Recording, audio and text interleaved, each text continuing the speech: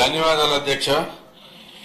గత 20 సంవత్సరాలుగా అన్ని రకాలుగా నిర్లక్ష్యానికి గురైన నియోజకవర్గం ఏదైనా ఉందంటే అందరికీ తెలిసిన నియోజకవర్గం గుడివాడ. అయితే ఇక్కడ క్వశ్చన్ అవర్ లో వచ్చే ప్రతి ప్రశ్నలోనూ గుడివాడ ప్రజలు బాధలు కనపడుతున్నాయి అధ్యక్ష. అందులో ప్రధానంగా బస్టాండ్ అనేది ఒక మేజర్ సమస్య. గుడివాడకి 2 లక్షల మంది జనాభా ఉన్న గుడివాడ బస్టాండ్ ఎప్పుడో 1983లో ఆధునీకరించబడింది అధ్యక్ష. ఎన్టీ రామారావు గారి హాయంలో. అప్పటి నుంచి ఒక్క రూపాయి కూడా దాని మీద ఖర్చు పెట్టిన ఇది లేదు. అంతేకాకుండా చాలా దారుణమైన పరిస్థితులు నెలకొని ఉన్నాయి అధ్యక్ష. కొద్దిపాటి వర్షానికి పెద్ద వాన కూడా అవసరం లేదు అధ్యక్ష. 4 చినుకులు పడితేనే మీరు ఒకసారి చూసుకుంటే 4 అడుగుల పైన నీళ్లు అక్కడ నిలిచిపోతాయి అధ్యక్ష. చూడండి ఎలాంటి దారుణమైన పరిస్థితులు ఉన్నాయో.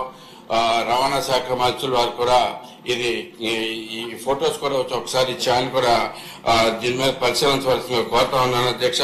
అయితే 20 బస్ స్టాండ్ అనేది అత్యంత మినిస్టర్ గారికి ఫోటోలు పంపించండి. ఏదైనా మినిస్టర్ గారికి ఫోటోలు పంపించండి. ఫోటోలు పంపిస్తున్నాను అధ్యక్ష. ఇంతకు ముందు పాత గవర్నమెంట్ లో బస్ స్టాండ్ కి మరి డిపో రెండింటికి శాంక్షన్ ఇచ్చామని చెప్పేసి పేపర్ మీద చెప్పడం జరిగింది అధ్యక్ష. ముందుగా ప్రజలు అత్యంత బాధపడే బస్ స్టాండ్ వదిలేసి వెనక డబ్బులు ఎక్కువ మిగులుతాయని చెప్పేసి 9 కోట్ల వ్యయంతో 3 ఎకరాలు జస్ట్ ల్యాండ్ ఫిల్లింగ్ చేసి ఒక డిపో కట్టేసి ముందు కట్టేసి డబ్బులు దండుకున్న పరిస్థితి అధ్యక్ష. గుడివాడలో బస్ స్టాండ్ ప్రజలకు అవసరమైన బస్ స్టాండ్ మాత్రం అలాగే మిగిలిపోయింది అధ్యక్ష. దాని గురించి పట్టించుకున్న నాదులు లేరు. అప్పటి నుంచి రోజు చూస్తూనే ఉంటాం. ఇది మాత్రం మీరు దయచేసి అధ్యక్ష, చాలా ఇంపార్టెంట్ అధ్యక్ష, ప్లీజ్. మాకు చాలా కష్టాలు ఉన్నాం.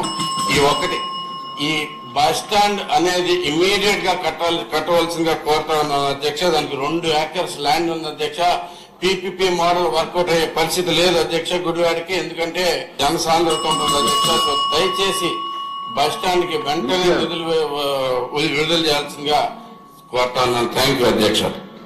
ఈ వీడియో నచ్చితే లైక్ చేయండి. అలాగే మా ఛానల్ ని ఫస్ట్ టైం కనుక చూస్తున్నట్టయితే ఇప్పుడే సబ్స్క్రైబ్ చేసుకుని పక్కనే ఉన్న గంట సింబల్ ని యాక్టివేట్ చేసుకోండి. అప్పుడే మేము పెట్టే ప్రతి వీడియో మీకు నోటిఫికేషన్ గా వస్తుంది. అలాగే ఈ వీడియో పూర్తిగా చూసినందుకు ధన్యవాదాలు.